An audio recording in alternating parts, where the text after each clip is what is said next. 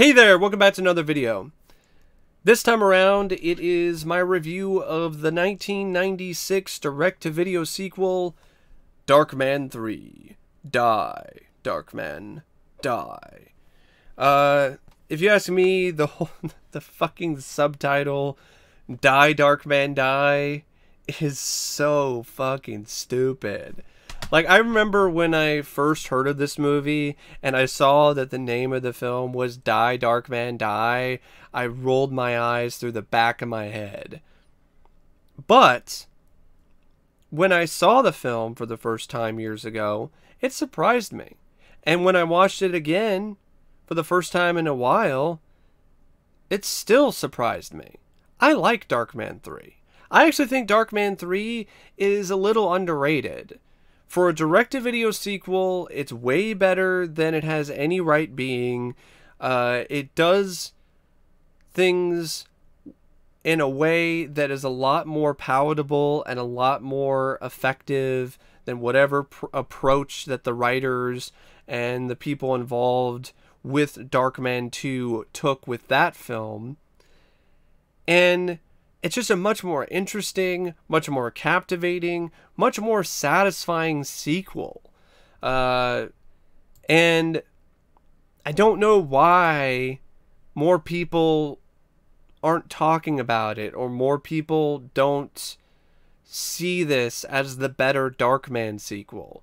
Yes, Larry Drake is a lot of fun in Darkman 2, but that doesn't mean that Darkman 2 is a good movie.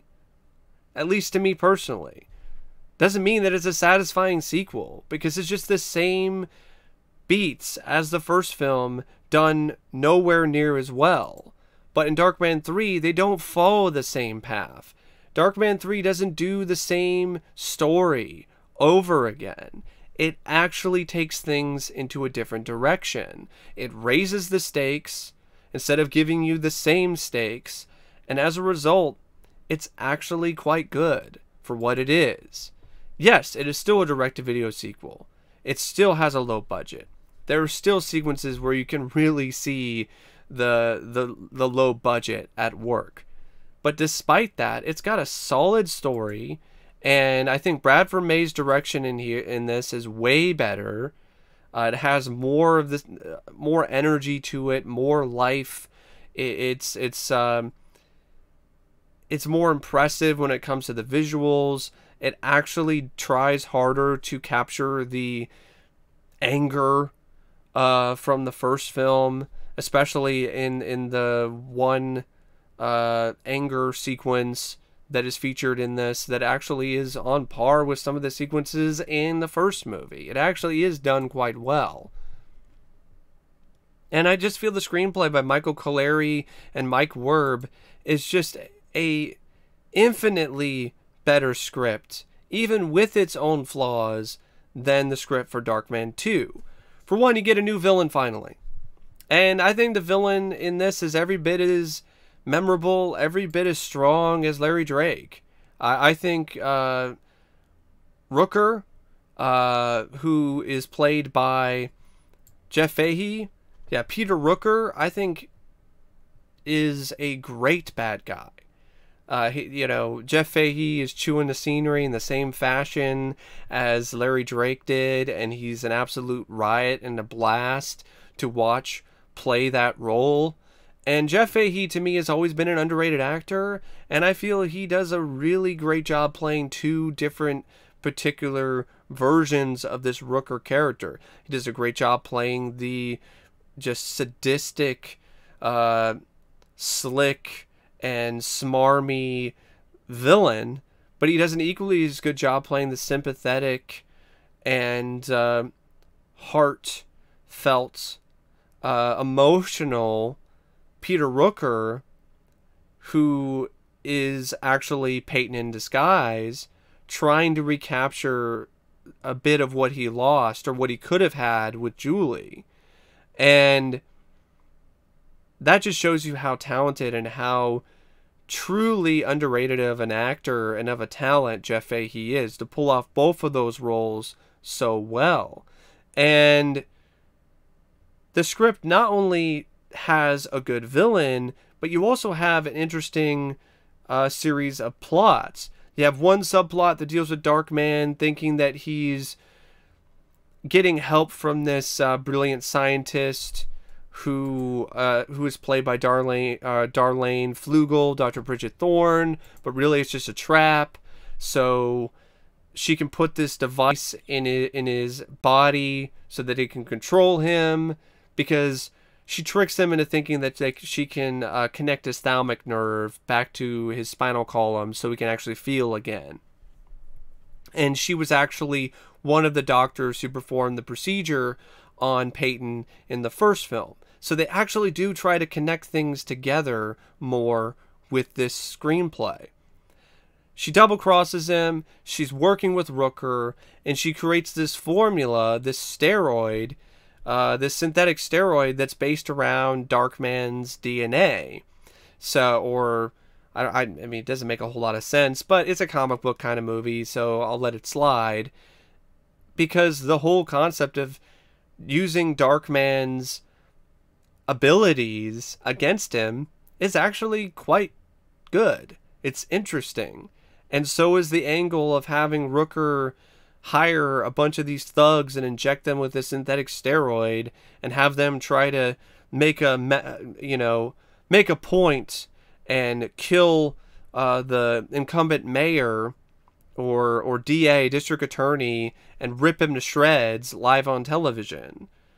I like the idea of steroid, riddled, like, just crazy thugs who have the same crazy mood swings and strength as Darkman.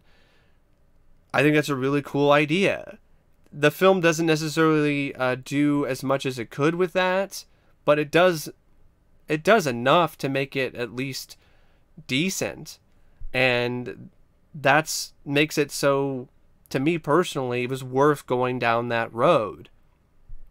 And then on top of that, the stakes, like I said, they are raised even higher, because Peyton actually does manage to complete his skin formula. He finds a way to make it so it can last past the 99-minute barrier and beyond. So now he has enough artificial skin to make a face that will last him a lifetime. But Rooker takes that from him, and also takes his work. So Rooker is holding not only Peyton's face and his chance to live a normal life again from him, but also everything that he's ever worked for. So now Darkman has to find a way to get all that back. And by the end of the film, the screenwriters took a really ingenious route and had him sacrifice all of those things for the good and for the benefit of Rooker's daughter, who was burned during the final battle between him and Rooker at the end of the film. It's a really heroic and genuinely selfless act that really does solidify Darkman's status as a legitimate hero. So it was really compelling to see all these different sort of threads and these attempts to bring more depth to this character and to bring back the depth to Darkman, which was missing in the sequel, and to add new layers to Peyton Westlake. And, I mean, you get to see a climax with Vosloo's Darkman versus Jeff Fahey, and it's actually a pretty decent beat-em-up with pipes, and Fahey ends up getting thrown into gears and crushed to death. It's ultimately a really enjoyable, fun movie in its own right, with some good performances and a genuinely solid screenplay, and some decent direction by Bradford May. Still not on the same level as Sam Raimi, but very few people are. But his direction in this was actually fine. And not just fine, I think he did a good job directing this movie.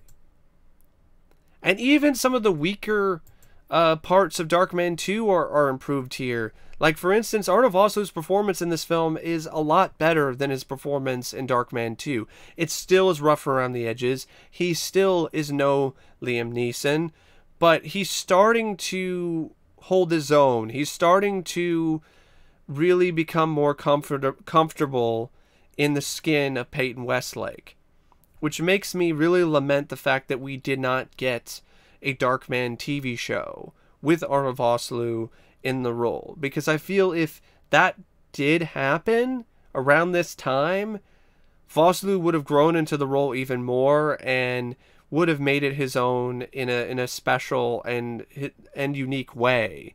And I think this is a great setup for a series, but it just never came to be. But yeah, Arnold Vosloo still has some warts. Anytime that he's supposed to act surprised or scared is really just god-awful. It is so bad. Oh! Oh! It's so bad. It really is.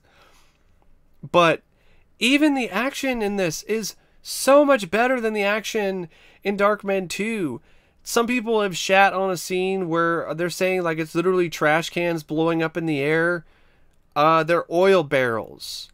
You can clearly tell that they're oil barrels, and if it is trash cans, who cares? I barely even notice it, and it creates it still leads to a fun sequence where Darkman is playing hopscotch with exploding barrels.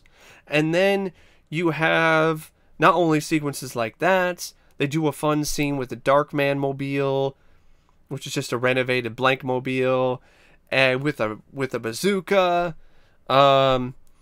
There's the final fight between Darkman and Rooker. There are a few other sequences that are actually pretty decent. Overall, even from an action standpoint, the film is an improvement. Still not on the same level as the action in the first film, but it's at least closer to it, instead of being miles away from it like in Darkman 2. The score by Randy Miller, I even think that was actually more of an improvement, because here he really plays around with the Elfman vibe and Elfman's compositions for Darkman, and does a really nice tribute to Elfman's work in Darkman. The supporting cast is better. The henchmen are way better. I mean, you have a henchwoman in Dr. Thorne who is just every bit as lovely to watch, chew the scenery, and play a badass bitch. Not necessarily a badass, but a bad bitch. I really relished watching Darlanne Fluegel play this role to the hilt. Even Roxanne Dawson, she did a good job playing Angela Rooker, Rooker's wife. And the little girl who played Jenny, Rooker's daughter, is not the best actress, but she didn't have a whole lot of screen time, so they made it work. And there's even some moments where the screenplay, yes, it does kind of lay this on a little thick, but it makes sense to have this kind of subtext where Peyton, while he is masquerading as Rooker and trying to essentially have the life that he never was able to have with Rooker and Rooker's family, because he's using Rooker's face and all of this to experience what it's like to have a wife and to have a kid, and to feel that that connection that he never was able to have. And he shows up to Rooker's daughter's play, and she's performing Beauty and the Beast. Yeah, it's kind of obvious, but having that subtext raises this to a different level, because you can connect more threads together. Darkman and the Beast from Beauty and the Beast. And Rooker himself, in a lot of ways, is the beast of that relationship.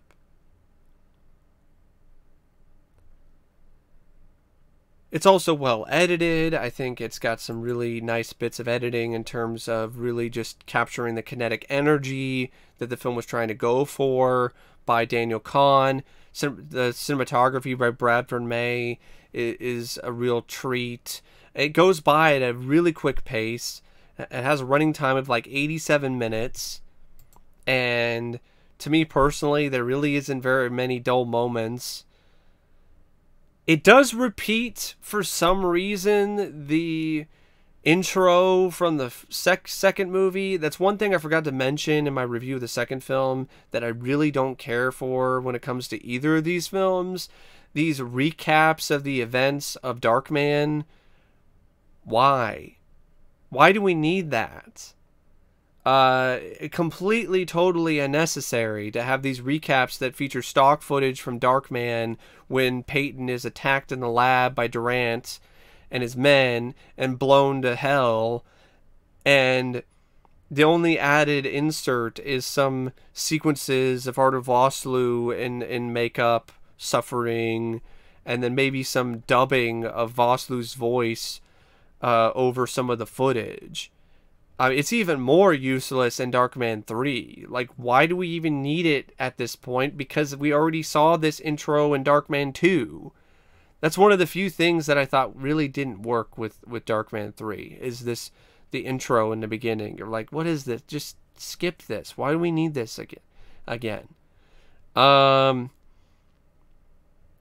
other than that, I really don't necessarily have a whole lot of issues with Darkman 3, at least the way that's presented. Oh, actually, the one-liners, they're really corny. So there are some really corny moments in this, and a lot of them are Darkman's one-liners. Just, Darkman didn't need to be saying puns like he's Adam West's Batman. That's just not needed and not necessary and completely and totally unwanted. Here's something in your eye. You're just like, no, please stop. Here's mud in your eye. Like, no. What's next? Are you gonna say, don't count on it, chum? No, please. Don't go that route.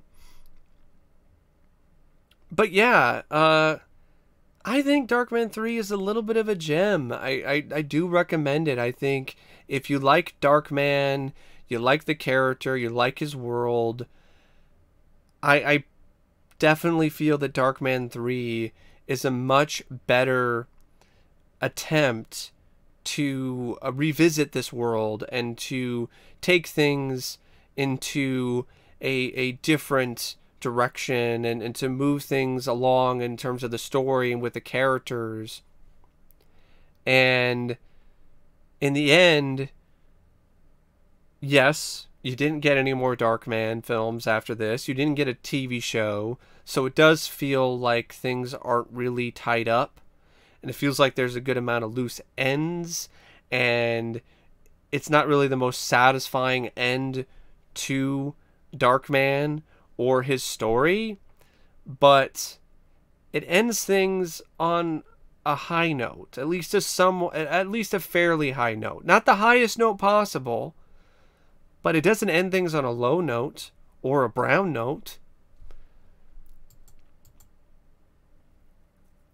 And it does bring back the edge that Darkman 2 tried to have with violence and bits of blood, but this brings back the edge in terms of the real darkness and emotional extremes that was so prevalent in the first film. Vosloo still can't emote and show anger in a believable way, but at least they have him being angry and showing more of that. So at least they don't have him acting like he's Mr. GQ or Bruce Wayne for the majority of the movie. And I'll take that. I'd rather take Vosloo really kind of drowning in a role like this, trying to be believably angry, but unraveling over him just trying to be super chill about everything. And I just love Jeff Fahey in this. And I love Jeff Fahey, period. And honestly, seeing Jeff Fahey in this film, honestly, it would have been interesting to have seen what Jeff Fahey would have brought to the character of Darkman. I think that could have been really good. Having Jeff Fahey play Darkman in the direct-to-video sequels instead of Arnold Vosloo, and then have Arnold Vosloo play the Peter Rooker character in Darkman 3. Because Jeff Fahey, he can handle all of those things. He can be believably angry. He can emote. He can act and really make himself known underneath a ton of makeup. He can do all of these things. And he has charisma, and he has personality, and he has a legitimate presence on the screen. So I would have loved to have seen what Jeff Fahey could have brought to the role of Peyton Westlake in Darkman. But it just wasn't meant to be. But what we have here, you got a little sense of what he could have done, because there are multiple scenes where he is Darkman. He's just Peyton wearing the mask of Peter Rooker. And you also got to see another great villainous, just enjoyable, entertaining bad guy performance by Jeff Fahey. Anyway, I don't really know what else to say about Darkman 3, except I wholeheartedly recommend it. I think you should check it out. Even if it's not your cup of tea, that's cool, but I definitely feel this does not deserve to be forgotten and relegated to bargain bins and collecting dust for the rest of its days. It's one of those movies that you really shouldn't judge by its title, because it's a hell of a lot better than its subtitle might suggest. At least for this kind of movie. It's campy. It does have its cornball moments. It is definitely a low-budget affair, but it's got some dynamic performances, some solid direction, and a screenplay that is actually legitimately good. Anyway, thank you for watching my review of Darkman 3, and as always, I'll see you later. See ya.